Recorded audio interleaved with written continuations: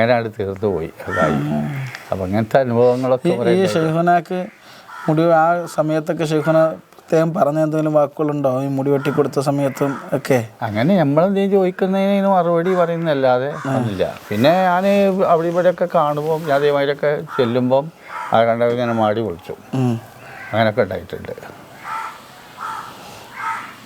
അങ്ങനെ പ്രത്യേകിച്ചായിട്ടൊന്നും ഒരു ഇടിയങ്കര മൂപ്പന് വീട്ടിൽ പോയി കണ്ടിട്ടുണ്ടോ? അങ്ങോട്ട് ഞാൻ പോയിട്ടില്ല. ഇങ്ങോട്ട് വന്നപ്പോൾ തന്നെ എല്ലാ പ്രാവശ്യം തന്നെ ഇവിടെ എത്രയോ പ്രാവശ്യം വന്നിട്ടുണ്ട്. പിന്നെ നമ്മളെ അബൂക്കറാക്കാൻ്റെ അവിടെ നുള്ളിയിൽ അവിടെ വരലുണ്ട്. ബാലത്തിൻ്റെ വാപ്പിന് അവിടെ വന്നിക്കണെന്ന് പറഞ്ഞേക്കണേ, ഞങ്ങൾക്ക് വലിയൊരു ഓർമ്മയിലില്ല. അല്ല, ഓർമ്മയുള്ളത് പറഞ്ഞാൽ മതി. അതെ അതെ, വലിയ ഓർമ്മയിലില്ല. അപ്പോൾ ഇവിടെ വരുമ്പം എന്നെ വിളിക്കല്, ഞാൻ പോയിട്ടുണ്ട്. അങ്ങനെ കേട്ടോ. ഈ ബാപ്പുവാജിൻ്റെ വീട്ടിലല്ലേ വന്നോണ്ടിരുന്നത്? അവരോട്ട് നല്ല ഭയങ്കര ബന്ധമായിരുന്നല്ലേ? ആ ബന്ധമുണ്ടായിരുന്നു പറഞ്ഞിട്ട്. അവിടെ ഇന്ന് ആരെങ്കിലും ഷെയ്ഖുനാനെ കണ്ടവരുണ്ടോ? അവിടെ കണ്ടവരുണ്ടോ എനിക്കറിയില്ല. പക്ഷേ അന്ന് ഞാനിപ്പോൾ ഈ മുടി കളഞ്ഞപ്പോൾ പാട്ട് പാടി അറിഞ്ഞല്ലോ, അന്ന് അതിലുള്ളൊരു വ്യക്തി ഹയാത്തിലുണ്ട്. അപ്പോൾ അവരോട് പറഞ്ഞും ചെയ്ത്. അങ്ങനെ ഒരാളെ മേലെ കിശ്ശേരിയാണ് ഇപ്പോൾ ഉള്ളത്. ആ വളപ്പുകൊണ്ട് അബുവാജി പറഞ്ഞ ഒരാളുണ്ട്. അയാളെ ഒരു അനുജുണ്ട്, വീരാൻകുട്ടിയാജിയാണ്. അയാളിപ്പോൾ ഹയാത്തിലുണ്ട്. അപ്പോൾ അയാൾ അന്വേഷിച്ചാൽ അറിയാം അന്നത്തെ വിവരങ്ങളൊക്കെ. നിങ്ങൾക്ക് ഷെയ്ഖുനാനെ കണ്ടപ്പോൾ നിങ്ങൾക്ക് കിട്ടിയ ഒന്ന് നിങ്ങളുടെ കല്യാണ വിഷയം ശരിയായി കിട്ടിയത്. പിന്നെ രണ്ടാമത്തെ വിഷയം എന്ന് പറഞ്ഞാൽ ഗൾഫ് പിന്നെ ഷെയ്ഖുന പോണ്ടെന്ന് പറഞ്ഞാണ്. അന്ന് നമ്മൾ കാര്യമായിട്ട് എടുത്തില്ലാന്ന്. എന്തെങ്കിലും കാരണം ഉണ്ടാവും, മൂപ്പര് പോണ്ടെന്ന് പറയുന്നത് ഒരു കാരണം ഉണ്ടാവും. പക്ഷെ നമുക്കത് മനസ്സിലാക്കാൻ കഴിഞ്ഞില്ല. നമ്മൾ പോയി അങ്ങനെ കുറേ ബോംബെയിലും ഇടങ്ങേറായി എന്ന് പറഞ്ഞാൽ ആ കാശൊക്കെ ആ തുമ്പില്ലാണ്ടായി. നാട്ടിൽ നിന്നുണ്ടായിരുന്ന പൈസ ഒക്കെ കയ്യിൽ തീർന്നു. അന്ന് കുറേ ഈ കൂലിൻ്റെ പണിയൊക്കെ എടുക്കുന്ന കുറേ ആൾക്കാരുണ്ടായിരുന്നു നമ്മളെ മുണ്ടാമ്പർപ്പത്തുള്ള. അതിൽ അവർ എൻ്റെ പെട്ടിയും ബാഗൊക്കെ പറഞ്ഞപ്പോൾ ഈ മുസാഫർ ഖാനെയൊക്കെ കയറ്റി ഇവിടെ നിന്നോ, അത് ശരിയാകുമ്പോൾ പോയാൽ മതി, അവളുടെ ഇഷ്ടം കൊണ്ട് കേട്ടോ. അങ്ങനെ 3 മാസം അവിടെ നിന്ന് അങ്ങനെയൊക്കെയാണ് അതായത്. പിന്നെ കുറേ അവിടെ നിന്ന് പോന്ന്. പിന്നെ രണ്ടാമത് സ്പോൺസർ വേറെ വന്ന് അതേമാതിരി കോഴിക്കോട് ചെന്നപ്പോഴാണ്, കോഴിക്കോട് വണ്ടി കയറാൻ വേണ്ടി ചെന്നപ്പോഴാണ് ടിക്കറ്റ് ശരിയായില്ല. അപ്പോൾ നിങ്ങൾ നാട്ടിൽ തന്നെ തിരിച്ചു പോകണമെന്നാണ്. അങ്ങനെ ഞങ്ങൾ എന്ത് ചെയ്ത് ഒക്കെ യാത്രയപ്പ് പറഞ്ഞ് കഴിഞ്ഞാലേ ഞങ്ങൾക്ക് അങ്ങോട്ട് പോകാൻ കഴിഞ്ഞില്ല, പെരീക്ക് തിരിച്ചു വരാൻ പറ്റൂല. അപ്പോൾ ഞങ്ങൾ ചിക്കമംഗളൂരുണ്ട് നമ്മളെ ലോഹിക്കാരം, അവൻ്റെ വീട്ടിൽ പോയിട്ട് അവിടെ റൂം എടുത്തിട്ട് അവിടെ കൂടി. അങ്ങനെ 3-4 മാസം അവിടെ നിന്ന് ഒന്നും റെഡിയാകാതെ നാട്ടിലേക്ക് തിരിച്ചു പോന്ന്. പിന്നെ ഒരു ഹവേലായിരുന്നു അതൊക്കെ അപ്പോഴേക്കും ഷെയ്ഖുന ഒഫാത്തായിരുന്നോ?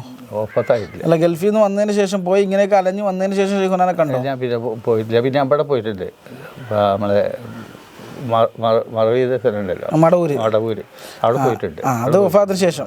അതല്ല ഞാൻ ചോദിച്ചാൽ അതല്ല, നിങ്ങൾ ഗൾഫിൽ പോയല്ലോ, ഗൾഫിൽ പോയിട്ട് കുറേ അലഞ്ഞിരുന്നെങ്കിൽ നടന്നല്ലോ, അതിന് ശേഷം വന്നതിന് ശേഷം ഷെയ്ഖുനാനെ ഹയാത്തിൽ കണ്ടോ? കണ്ടിട്ടുണ്ട്. അത് എവിടെ നിന്നാണ്ട്? അത് ഇവിടെ തന്നെ കണ്ടത്. എവിടെ? ഈ കീശേരി വന്ന് മക്കാരുടെ വീട്ടിൽ വന്നു. അപ്പോൾ അതിനെക്കുറിച്ച് ഗൾഫിൽ പോയതിനെ കുറിച്ച് പറഞ്ഞോ? നിങ്ങൾ അങ്ങോട്ടും പറഞ്ഞില്ല? ഒന്നും പറഞ്ഞില്ല.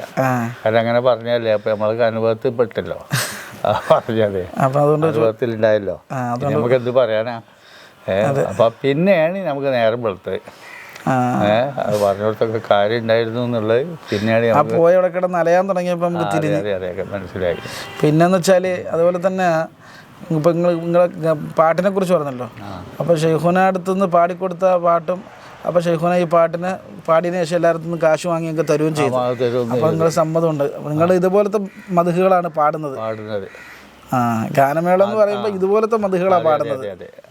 അതിൻ്റെ ശേഷം പിന്നെ ഞാൻ റൂട്ടൊക്കെ മാറ്റിയിട്ട് പിന്നെ ഇങ്ങനെ നമ്മളെ മൗലൂദ് ഇതൊക്കെ ഉണ്ടല്ലോ, അതിലുള്ള പലയാതി മൊയ്തീൻ ഷേഖ്, റിഫായ് ഷേഖ്, അജ്മീർ, അങ്ങനെയൊക്കെയുള്ള കുത്ബിയത്ത് വെയ്ത്ത്, ഇതൊക്കെ ഹിന്ദി ട്യൂണിൽ അതായത് മുഹമ്മദ് റാഫി, ലതാ മങ്കേഷ്കർ, നൂർജാൻ, സുരയ്യ, സംസാദ് ബീഗം, ഇവരൊക്കെ പാടി അതേ ട്യൂണിൽ സെറ്റിംഗ്സൊക്കെ വെച്ചിട്ട് ഞങ്ങൾ പാടും. ഞങ്ങൾ 5-8 ആൾക്കാർ കൂടിയിട്ട് അങ്ങനെ പാടും. അങ്ങനെ ഒരുപാട് സ്ഥലത്ത് ഞങ്ങൾ പരിപാടി ചെയ്തിട്ടുണ്ട്. അന്ന് ആ പാട്ട് പാടുമ്പോൾ പാടാൻ നേരത്തെ ഷെയ്ഖുന അടുത്ത് ഒരുപാട് ആളുകളുണ്ടായിരുന്നോ?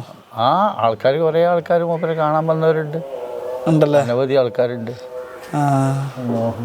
ആ സദസ്സിൽ പാട്ട് കേൾക്കാനുണ്ടായിരുന്നു അന്ന്. ഷെയ്ഖുനെ കാണാൻ വന്നവരൊക്കെ അവരൊക്കെ എല്ലാവരും പാട്ട് കേട്ടു. ഇപ്പോൾ ആ പാട്ട് ഇന്നും തുടരുന്നുണ്ട്. തുടരുന്നുണ്ട്. അങ്ങനെ അൽഹംദുലില്ലാഹ്. ഒരുപാട് സ്ഥലത്ത് പരിപാടിക്ക് പോകാറുണ്ടോ? ഒരുപാട് സ്ഥലത്ത് പോയിട്ടുണ്ട്. ഇപ്പം മുടിവെട്ടുന്ന ഇത് പരിപാടി ഉണ്ട് ഇപ്പോൾ ഉണ്ടോ? അതിപ്പോൾ ഇല്ല. ബാർബർ പരിപാടി ഇപ്പം ഇല്ല. ഷെയ്ഖുനാക്ക് നമ്മൾ വെട്ടിക്കൊടുത്തു. അങ്ങനെ തന്നെ മൊയ്കുട്ടി വൈദ്യാർ സ്മാരകത്തിലൊക്കെ പോയി അവിടെ കുട്ടികളെ പഠിപ്പിക്കുന്ന പരിപാടി ഉണ്ട്. പാട്ട് ആണോ?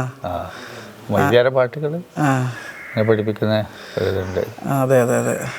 അപ്പോൾ ഷെയ്ഖുനയുടെ സമ്മതത്തോടെ പാടിയ പാട്ടുകളാണ്. അന്ന് സമ്മതം തന്നു. അതിന് മാത്രമല്ല, അവർ ആ പാട്ട് പാടിയതിന് പൈസയും മേടിച്ചു വന്നു. അപ്പോൾ സമ്മതമുണ്ട്. അൽഹംദുലില്ലാഹ്. പിന്നെ അപ്പോൾ കുറേ തവണ കാണാൻ ഭാഗ്യമുണ്ടായി. ഒരുപാട് പ്രാവശ്യം. അതൊരു വലിയ ഭാഗ്യം തന്നെ. അതെ. അതുകൊണ്ടാണല്ലോ നമ്മൾ നിങ്ങളെ തപ്പി ഇവിടെ എത്തിയത്. അതെ. ആദ്യം ഷെയ്ഖുനാനെ കണ്ടെന്ന് പറഞ്ഞില്ലേ, ഫസ്റ്റിൽ ആദ്യമായിട്ട് അന്ന് ആജിയാരി വിളിച്ചത് എന്തിന്? ഷെയ്ഖുന എന്തിനു വേണ്ടി വിളിച്ചത്? അന്ന് മുടി വെട്ടാൻ വേണ്ടി വിളിച്ചതാണ്. ഫസ്റ്റിൽ ഇങ്ങോട്ട് വാന്ന് പറഞ്ഞ് നിങ്ങളെ വിളിച്ചല്ലോ. അപ്പോൾ അന്ന് ആജിയാരുടെ വീട്ടിലേക്ക് വന്നില്ലേ, അത് മുടി കളയാൻ വേണ്ടി വിളിച്ചത്. ആ മുടി കളഞ്ഞു, ഞാൻ പോയി. അന്ന് പൈസ വല്ലതും തന്നു? പൈസ ഒക്കെ തന്നു. മുടി കളഞ്ഞതിനൊക്കെ പൈസ തന്നു. എല്ലാ പ്രാവശ്യവും എത്രയെന്നുള്ള എനിക്ക് ഓർമ്മയില്ല. അതൊന്നും കുഴപ്പമില്ല. എല്ലാ പ്രാവശ്യവും തന്നിക്കണോ? എല്ലാ പ്രാവശ്യവും തന്നെ.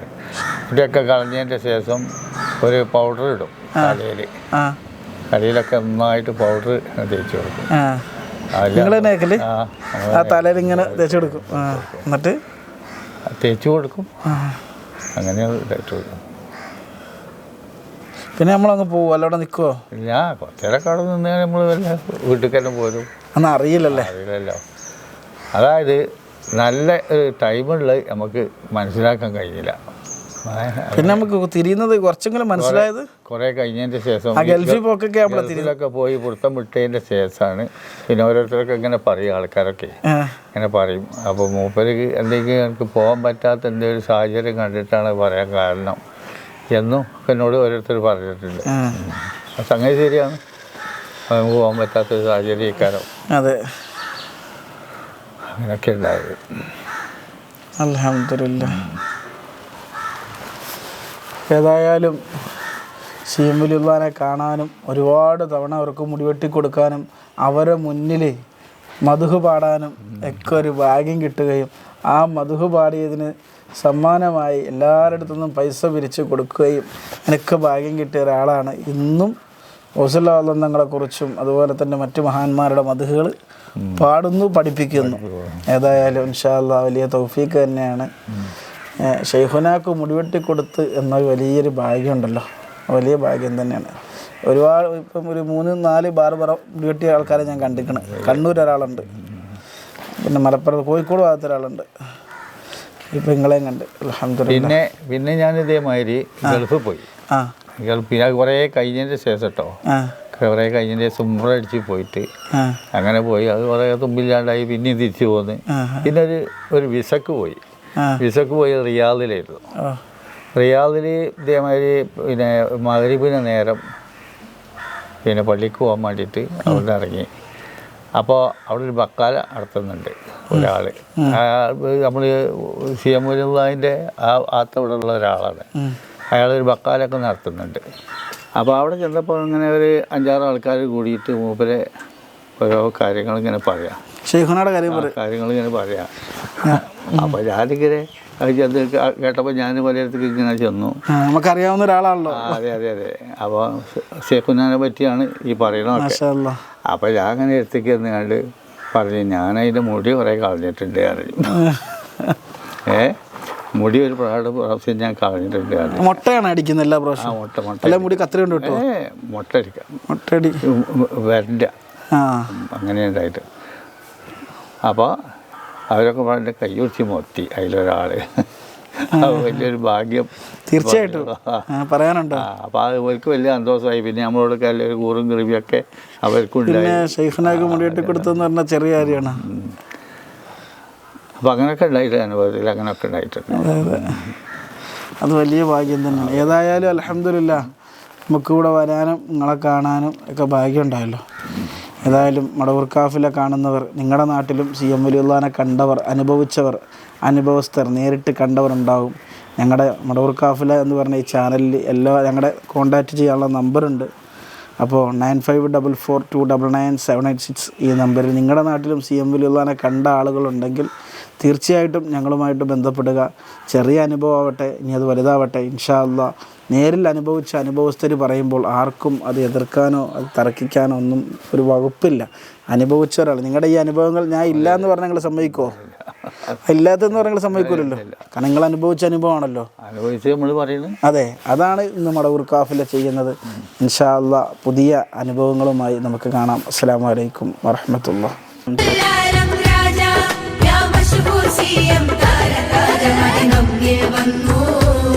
മലബോധം തന്നു, മതി നമ്മിൽ വന്നു.